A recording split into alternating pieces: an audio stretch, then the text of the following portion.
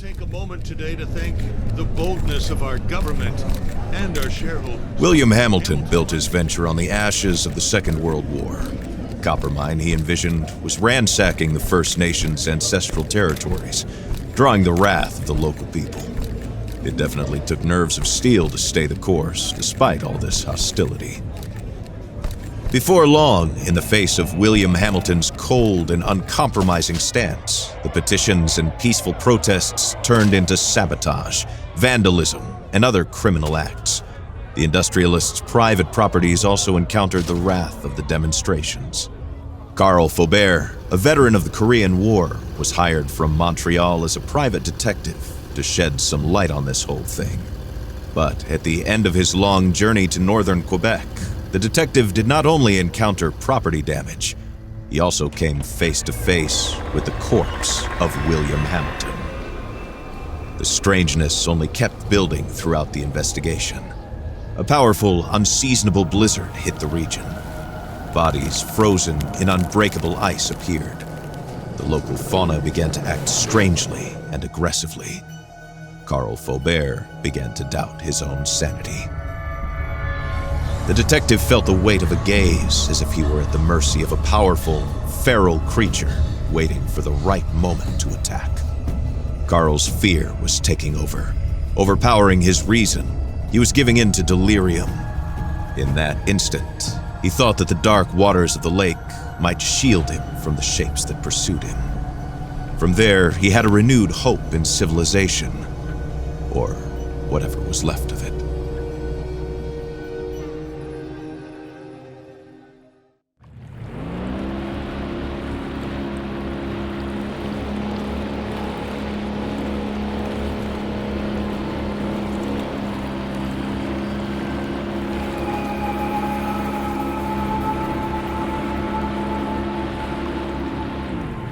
Carl knew that on one of these shores stood William Hamilton's lavish mansion, and there the detective had hopes of finding a way out of the area. A phone, a truck, who knows? Under the luxurious paneling and damask carpets, he might be able to find answers to his questions.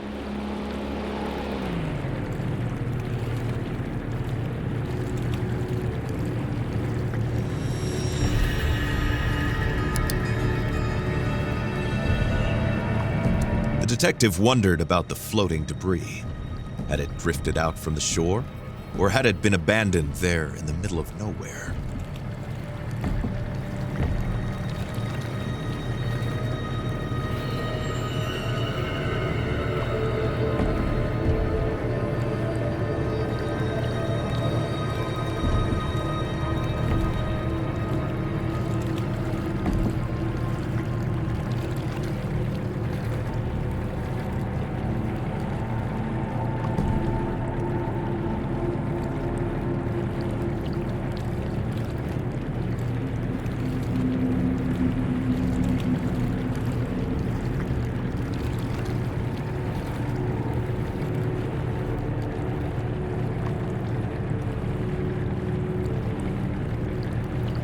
Carl saw a boat in the distance, clearly piloted by one of his own. Had he finally made it to civilization? His hopes were immediately drowned out by the sound of gunshots. Time to flee again, and fast.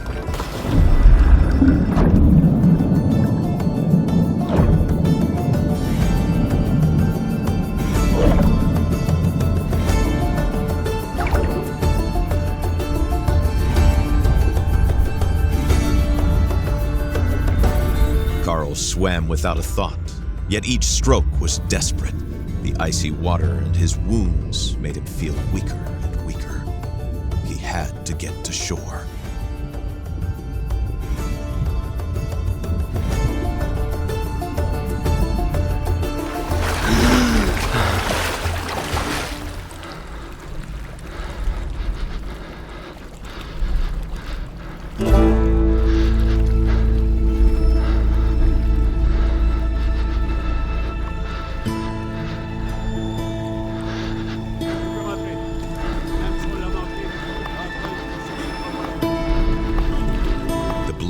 and the hypothermia were tearing at Carl's poor body.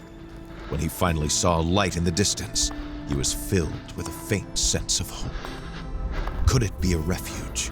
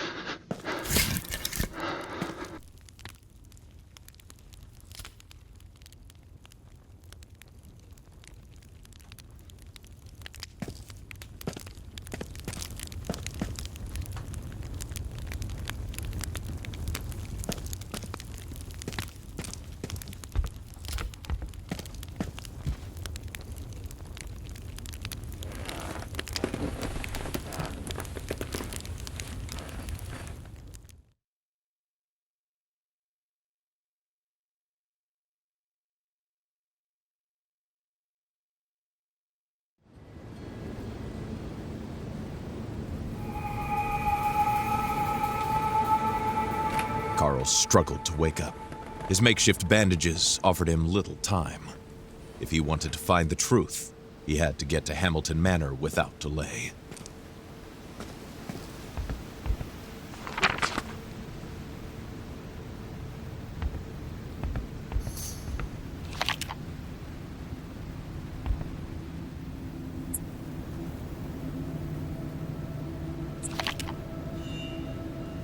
There was something the detective found charming about the mechanism of the instant cameras.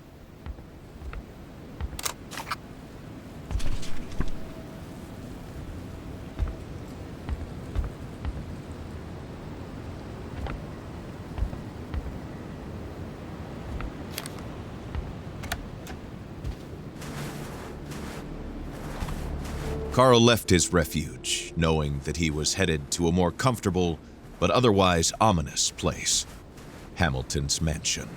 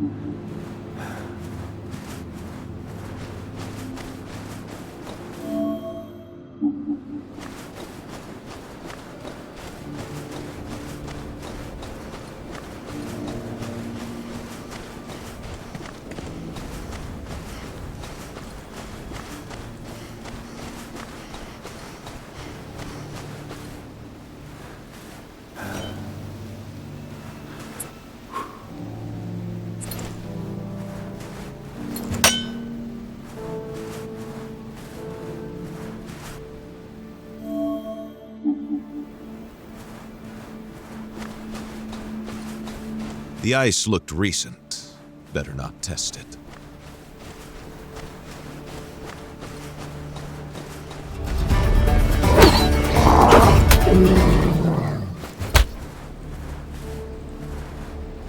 Carl Faubert was a sensible man.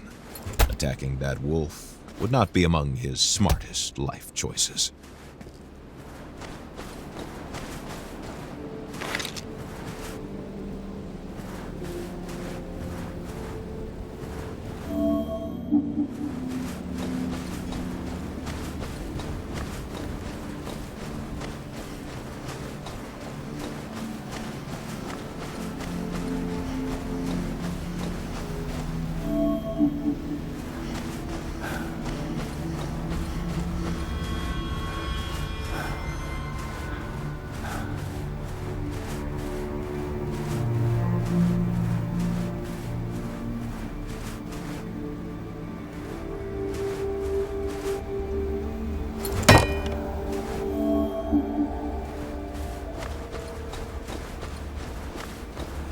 Carl tried to put the horror into perspective. Accidents happen, and in the inhospitable far north, it happens more often than not. Nevertheless, a feeling of déjà vu stayed with him, as if the carnage was not over. An access card, a rather modern piece of technology, especially for a mining complex in the far north. What could it possibly open?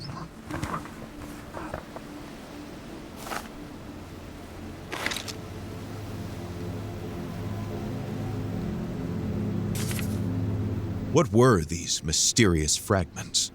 And why was there a warning about the Brume? This letter raised more questions than it answered for the detective.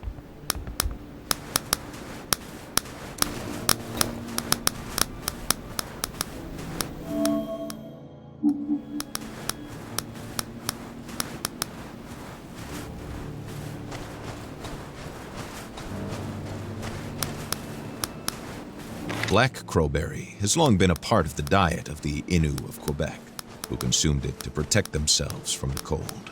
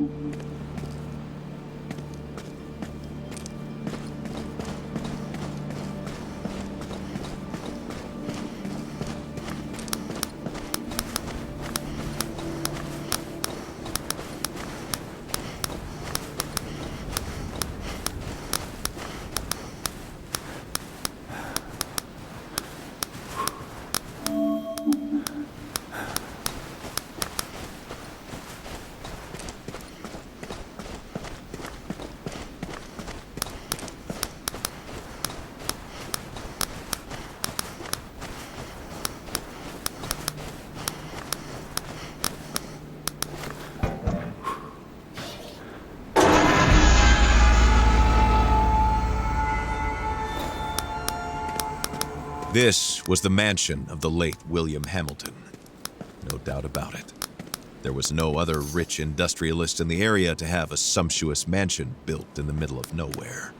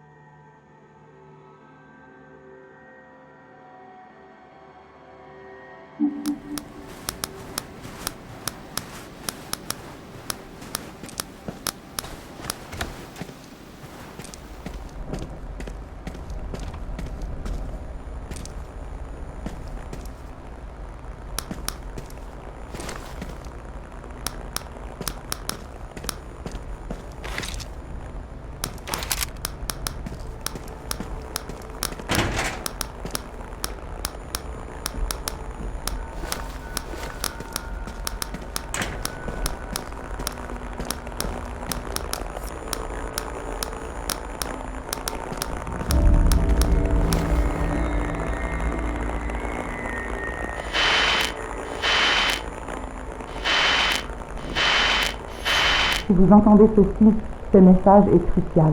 Trouvez un endroit où vous mettre à l'abri. Ne sortez qu'en dernier recours. Si vous avez à sortir, armez-vous et méfiez-vous de quiconque porte les couleurs de la Hamilton Mining Corporation. Tenez-vous le plus loin possible de la faune. Les animaux sont devenus extrêmement agressifs. Je répète, tenez-vous le plus loin possible des animaux et méfiez-vous de quiconque porte les couleurs de la HMC.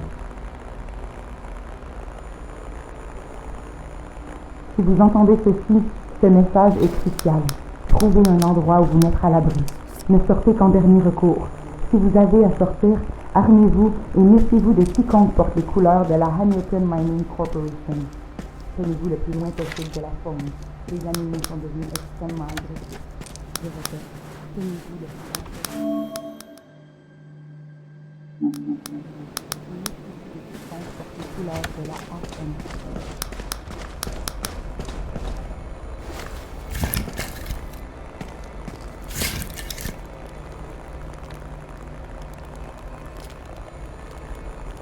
Si vous entendez ceci, ce message est crucial. Trouvez un endroit où vous mettre à l'abri.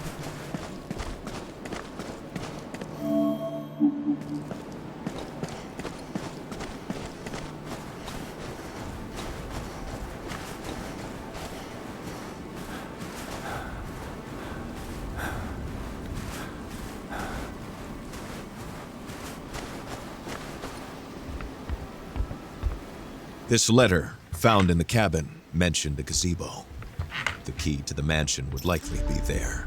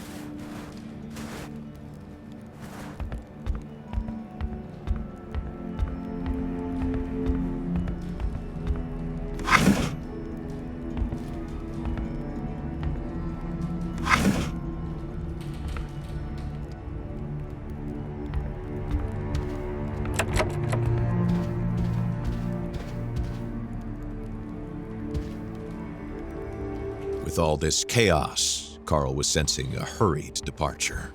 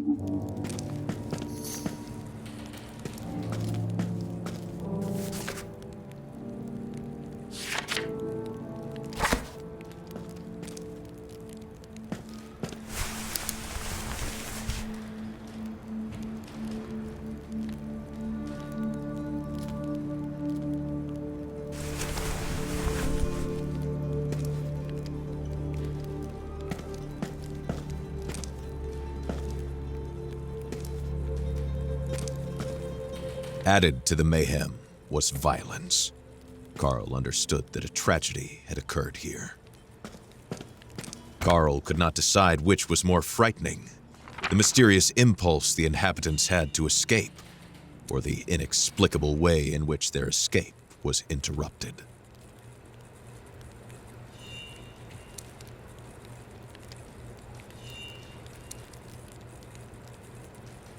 Carl was overcome with a strange emotion. The crossword puzzle was in French, so he guessed it was the work of a Hamilton employee and not Hamilton himself. Carl was overcome with a strange emotion. The crossword puzzle was in French, so he guessed it was the work of a Hamilton employee and not Hamilton himself. Carl was overcome with a strange emotion. The crossword puzzle was in French, so he guessed it was the work of a Hamilton employee and not Hamilton himself.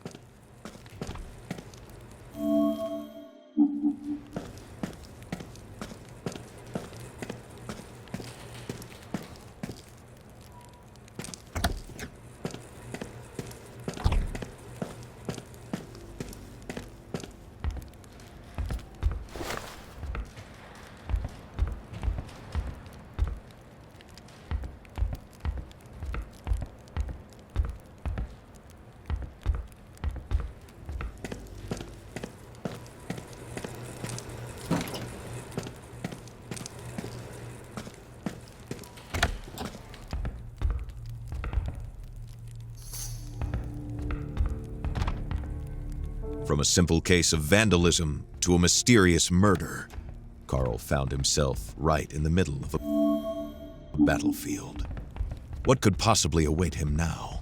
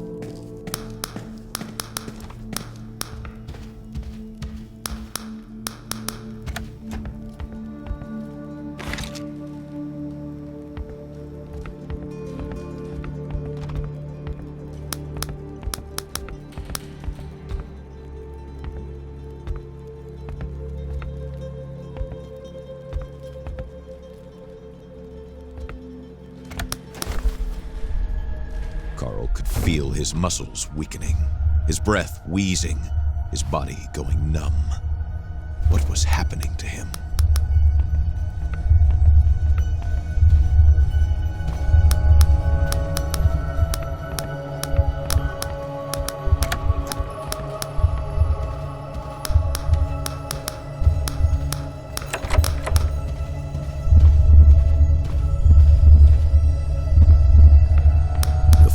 was rocking.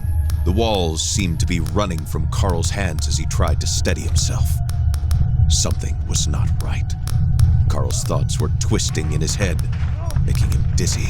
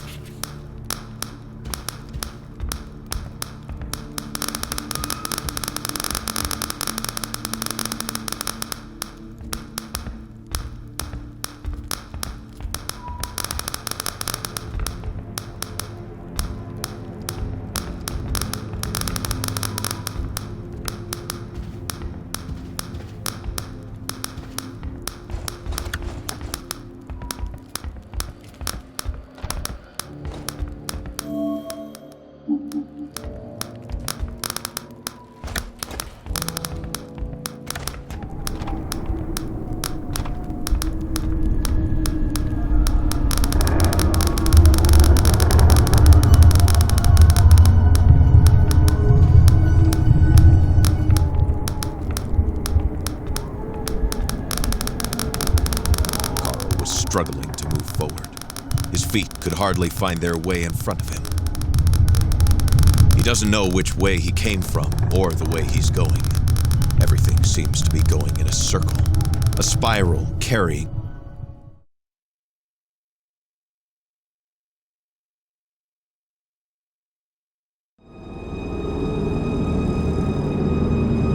Carl suddenly feels like he's waking up, but inside the dream.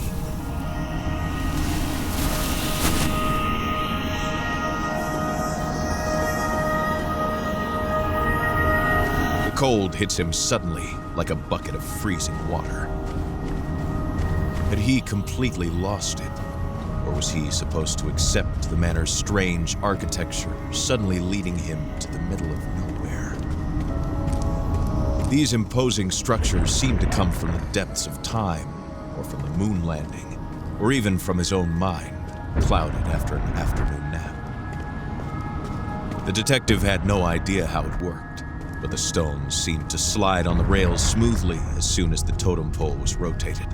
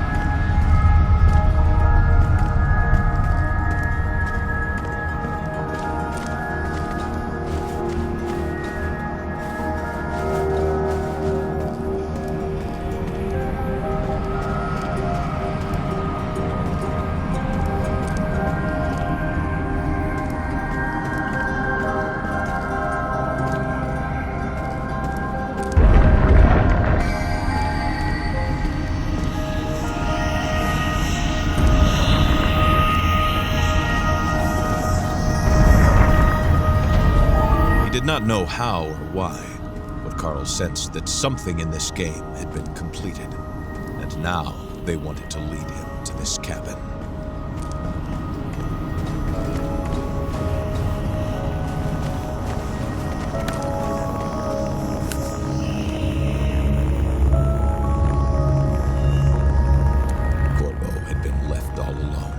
Abandoned to his fate.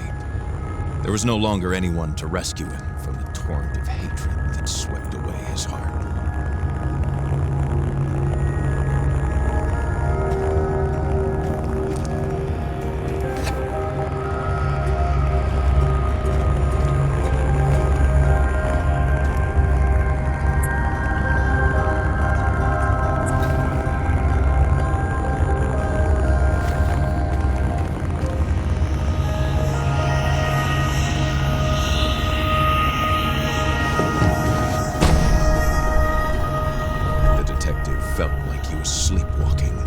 Pulled by a larger force towards the light that was calling him, as if it was asking to be set free. The stone that resonated in the room must have been one of the fragments HMC had been seeking. If he isolated it, Carl hoped he might come to his senses. The pulse of the stone invaded Carl's mind, and he felt a strange, dark presence take shape near him.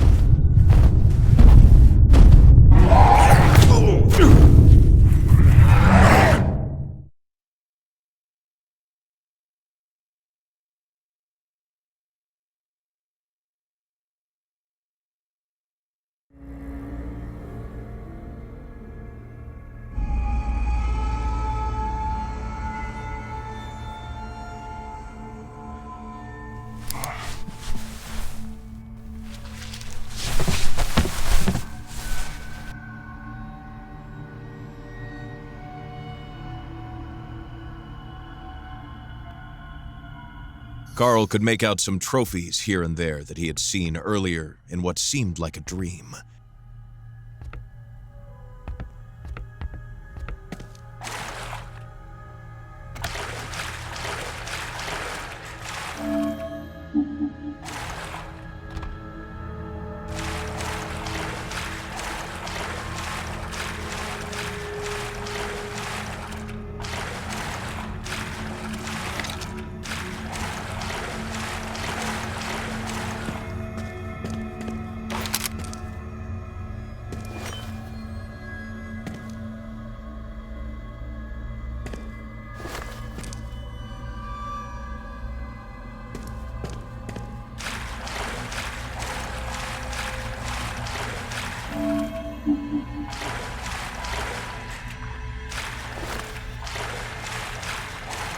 The heavy steam made it impossible to get to the staircase. There had to be another way.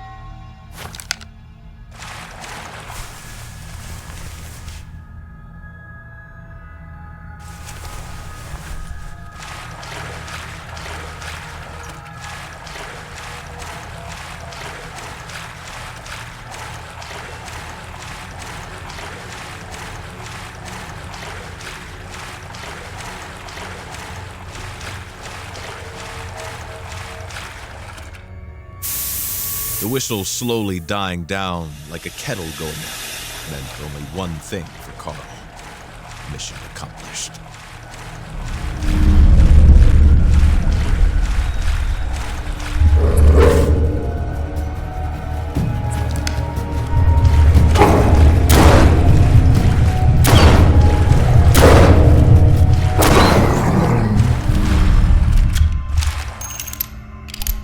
This wolf strange appearance, larger than average, and these blue eyes, that icy stare.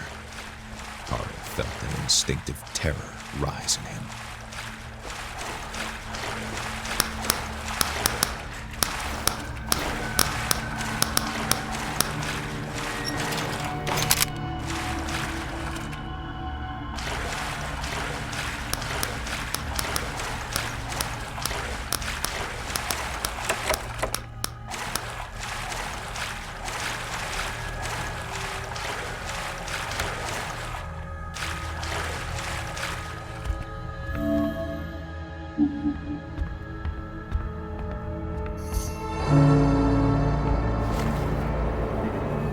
Man is wolf to man, said the philosopher. Seeing the state of this poor woman, one could only imagine such fury, which would explain the barricades and the fright that Carl could sense in the chaos of the place. What had happened here was not caused by a man.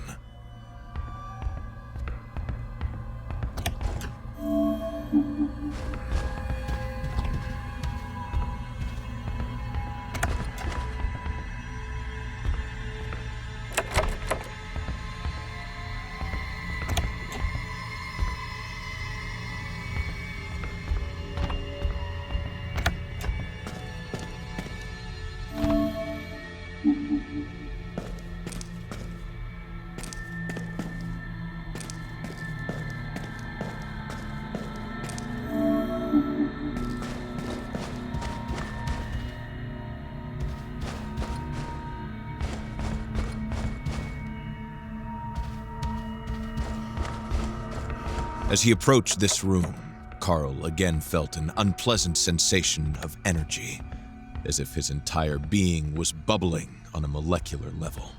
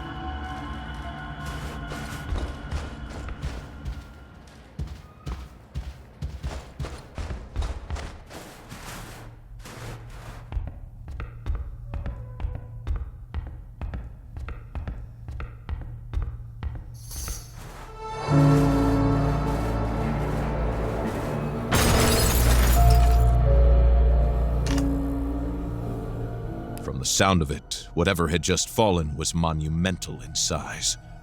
Carl Faubert was on edge.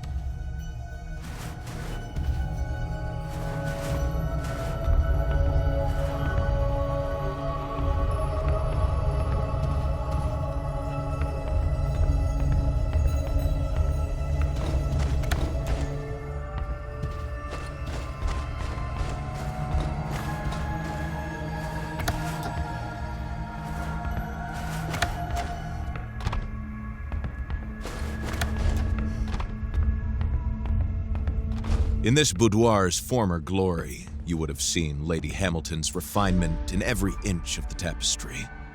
It had become only a shadow of what it once was.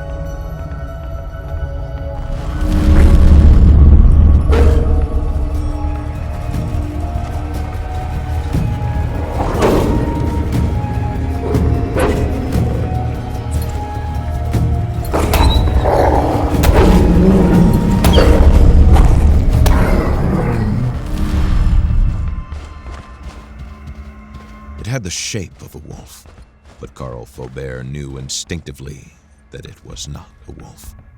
That gaze that never left him, that icy blue gaze, was not that of an animal.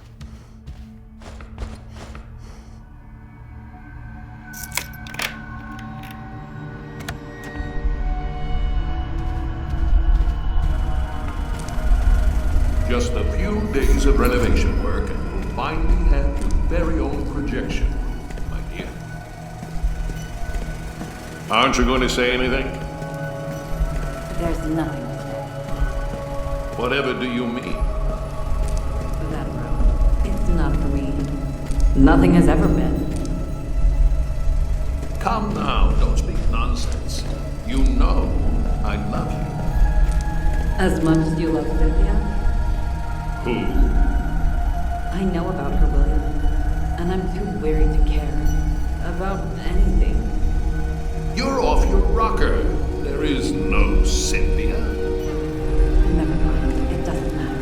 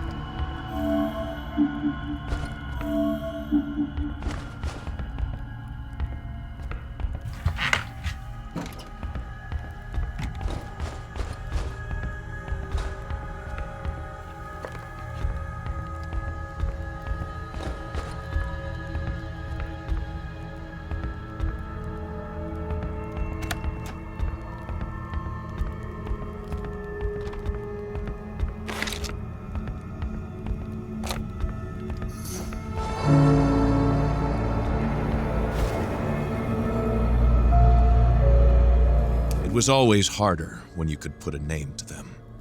Carl deduced that this poor man must be Charles, Hamilton's servant.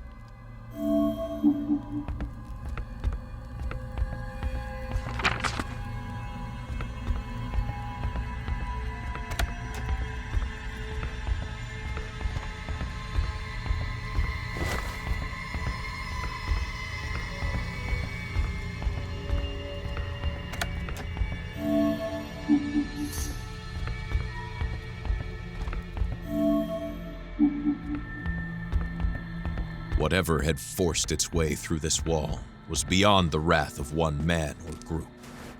Evil had entered through it. An impossible creature had taken over the manor.